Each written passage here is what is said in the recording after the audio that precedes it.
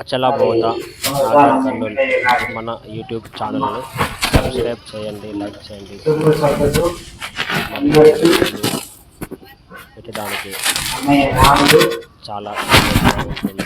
జై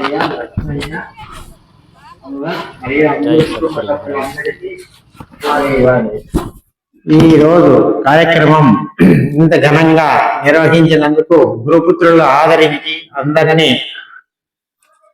ప్రతి గురువుకు పిలిపించి ప్రతి సంవత్సరం చేస్తూ ఉన్నాడు. మేము కూడా ప్రతి సంవత్సరం ఆల్మోస్ట్ అటెండ్ అవుతాను. మా గురువుగారితో సహా చాలా కార్యక్రమాలకి ఇక్కడ అటెండ్ అయినాం ప్రతి సంవత్సరం.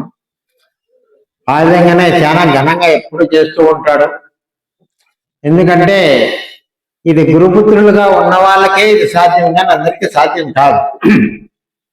వాళ్ళ జన్మ తరించినట్ల వాళ్ళ తల్లిదండ్రులు తరించినారు. వెంకటయ్య గారు కూడా అదే గురు సాంప్రదాయంలో ఉంటూ గురువు యొక్క తల్లిదండ్రుల రుణం తీర్చుకుంటూ గురువు యొక్క అడుగుజాడల్లో నడుస్తూ గురుపుత్రులను ఆదరిస్తూ అందరినీ గౌరవిస్తూ చాలా మంచి పేరు ప్రఖ్యాతులు కూడా తీసుకుంటున్నాడు. చాలా మంది శిష్యవర్గాన్ని కూడా తరింపజేస్తున్నాడు. అతనికి మా గురుదేవుడు ఆశీస్సులు ఎల్లవేళలా ఉండాలని కోరుకుంటున్నాను. అట్లే మనం వచ్చిన గురువులు గురుభక్తులు అందరూ కూడా వారిని ఆశీర్వదించాలని, వారి గురుపాత్రకు అనుగ్రహం పొందాలని అందరూ ప్రార్థించాలని కోరుకుంటున్నాను. ముఖ్యంగా ఈ వేదాంత వైజ్ఞానిక సభకు అధ్యక్షుడిగా అనుకోవడం వారి యొక్క మా గురువు గారి అనుగ్రహం, సంవత్సరం వెంకటయ్య గారి యొక్క గొప్పతనం. ఇంకో విషయం, మేమందరం సోదరులమే. అందరం మా గురువు గారి దగ్గర ఎంతో వినయ విధేయతలతో ఈ బోధన తెలుసుకుంటున్నాం. నాకంటే చాలా ముఖ్యం ముందు వాళ్ళు. నేను యాక్చువల్గా మా గురువుగారి దగ్గరికి చేరిన చాలా తక్కువ టైం. నేను రిటైర్డ్ అయినది 2016.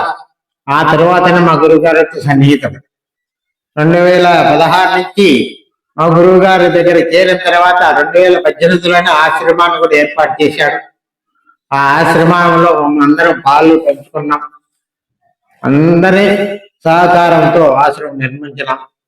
ఆ శ్రీమన్నారాయణ గురుపీఠానికి మన తెలంగాణ నుంచి మా మిత్రులంతా చాలా, వెంకటయ్య గారు, రామిరెడ్డి గారు, ఆ వెంకటయ్య గౌడ్ గారు, కుమ్మర గుంటూరు నుంచి రంగారావు గారు, వీళ్ళందరూ పెద్ద పెద్ద మొత్తాలతో సహాయం చేసి ఆశ్రమాన్ని నిలబెట్టడానికి చాలా ఉపయోగపడినారు. ముఖ్యంగా ఆశ్రమం నిలబెట్టడానికి ముఖ్యకారకుడైన మా గురువు గారికి ఒక చేతితో ఊతకర్రగా ఉపయోగించుకొని మా అన్న ఒక వెంకటస్వామి ఆడ నిలబెట్టుకొని అది నిర్విఘ్నంగా నెరవేర్చినాడు. మేము పైన ఉండి చూసి చెప్పిన వాళ్ళమే కానీ దగ్గర ఉండి నడిపించిన వాడు మా అన్నయ్యను. మా గురువు గారి దగ్గర ఆశ్రమం చాలా అందరూ మీరందరూ కొద్దిమంది చూసినారు. అందరూ మా ఆశ్రమానికి రావాల్సింది మరీ వారికి కోరుకుంటున్నాం. రేపు నెల కదన్నా 13వ తేదీ మా గురువు గారి మొదటి సంవత్సర ఆరాధన జరుగుతుంది. అందరూ రావాల్సిందిగా కోరుతున్నాం. ఇంకో విషయం, ఇప్పుడు ఈ వైజ్ఞానిక ఈ పరిపూర్ణ బోధ గురించి తెలియజేయాలంటే మా గురువు గారు ఒక కథ హరికథనే రాశాడు. అందరికీ ఆల్మోస్ట్ మన వాళ్ళందరికీ విన్నారు. మా అన్న కో బ్రదర్ గా ఉంటూ ఆ పరిపూర్ణ గ్రంథాన్ని ఇంతవరకు ఎన్నో సంవత్సరాల క్రితం రాసిన దాన్ని, ఆ పరిపూర్ణ ప్రబోధిని అనే హరికథ దాన్ని ప్రతి మందికి వినిపించిన గల శక్తిగా ఆ రోజు చేసిన వాడు ఈయనే. ఆ కృపకు పాత్రుడైనాడు. మా గురువు గారు ఎప్పుడు ఆయన ఓడుతానే ఉంటాడు. ఆ విధంగా ఈ పరిపూర్ణ గ్రంథం హరికథ కాలక్షేపం కూడా ఇంతకుముందు చేశారు. రోజు హరికథ కాలక్షేపం పెట్టించాం. ఇంకా ముఖ్యంగా ఈ రోజు చెప్పవలసిన విషయం, గురువు మనము మానవులుగా పుట్టిన వాళ్ళు తరించడము అంటే ఇదంతా మానవ జన్మ. ఈ జన్మ నుంచి నేను ఎక్కువ బోధ చెప్పడం అంత మంచిది కాదు అధ్యక్షుడిగా. మిగతా వాళ్ళందరికీ ఇది ఇష్టం. మానవ జన్మ తరించడానికి ఈ పరిపూర్ణ బోధ తెలుసుకున్న వాడే ధరించగలడు. కానీ మిగతా జ్ఞానం పొందిన వాళ్ళు ద్వైతము అద్వైతము అన్ని ఈ జ్ఞానాన్ని పొందిన వాళ్ళు ధరించలేరు. ఇది నేనే, ఈ ఎరుక స్వరూపమైనటువంటి ప్రపంచమే నేనే అహం బ్రహ్మస్మి అనేది అటువరకు నిలబెడతాడు.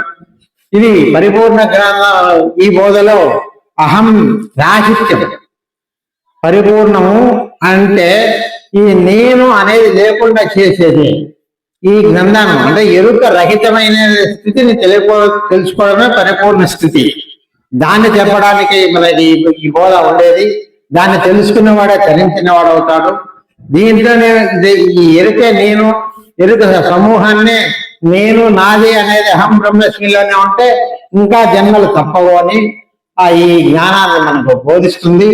కనుక ఇది గురుముఖత తెలుసుకోవాల్సిన జ్ఞానమే కానీ సభల్లోనూ ఈ విధంగా చెప్పడానికి ఏ విధంగా ఆ జ్ఞానం అందదు. ఇది తెలుసుకోవాలన్న వాడు సాధించిన వాడు అవుతాడు. మరి జన్మ లేనటువంటి జీవితం మనం తెలుసుకుంటాం. అంటే ఇదంతా మాయ అని తెలుసుకుంటాం. కళ మేలుకుంటే ఏ విధంగా లేని జరుగుతుందో ఈ ఎరుక నుంచి మనం మేలుకున్న పరిపూర్ణ స్థితిని తెలియని వానికి కళ ఎట్లా అది దృష్టాంతం చెప్తాడు. కళలో రాగానే ఇది కూడా ఈ జగత్తంతా మేలుకున్నవాడు పరిపూర్ణుడైతాడు. అది తెలుసుకోవడానికి గురుముఖత గురు జ్ఞానం తెలుసుకోవాల్సిందే కానీ ఇది మామూలుగా చెప్పుకుంటే తెలిసేది కాదు. ఇంకా మిగతా విషయాలు మనం అంత డీప్ గా దీంట్లో చర్చించేది కాదు. పెద్దవాళ్ళు చెప్తారు ఉంటాను. ఈ విషయంలో నేను ఎందుకంటే మా గురుగారి దగ్గర చేరినాను. ఆయన చెప్పిన వాక్యాలు ఒకటే, మనం ఇదంతా మాయ నుంచి మేలుకున్నవాడు తెలుసు. మాయని జయించిన వాడంటే ఈ కళను మేలుకున్నవాడే లెక్క. అంటే నేను అనేది లేకపోవడమే. తను ఒక్కటే మనము గురువు దగ్గర చేరినప్పుడే చెప్పినాడు. తనువు మనసు ధనం అన్ని గురువుకు సమర్పించి వినయముగా దారపోసి వేట్టు గురువునిచ్చే అనుభవ బోధ వడసిన ఘన మతి మందునికి సాటి లేదు భూమి లోకలు మొక్కవలేదు చోలు తనని ఇతను అనక తన పరిపూర్ణత వానికి సాటి లేదు. చేతులు ఎత్తి మొక్కవలదా చెవుల విని అని మనకు ఈ కథార్థంలోనే మనకు శిష్యుడు గురువు దగ్గర చేరినప్పుడు ఏ విధంగా అన్ని సమర్పించిన తర్వాత వాడు ఏమి లేదు అంత గురువునికే ఇచ్చేసి ఉంటాడు. అలాంటప్పుడు నేను నాది అనే అహంకారాన్ని వదిలేసి మొత్తం సర్వము గురాత్మనమతో గురువే సర్వలోకాన దశవే భవరోగినం ఇదే సర్వ విద్యానం దక్షిణామూర్తి అన్నమ. ఇది అంతా సర్వ గురువుమయమే. ఇంకా ఈ లోకాతీతమే గురుమయం. గురువు అనగా ఏమంటే దీనికి అతీతమైనదే గురు స్వరూపం. ఇదంతా మాయా స్వరూపమే అని తెలియబడుతుంది. ఇది గురుమంతా తెలిసిన వారికి అర్థమవుతుంది, అర్థం కాదు. అది ఇంకా ఎక్కువ చెప్పుకుంటూ పోతే టైం ఉన్నది ఎక్కువ అవుతుంది. దాంట్లో నెక్స్ట్ తర్వాత ఉన్న వ్యక్తి చెప్పగలడు.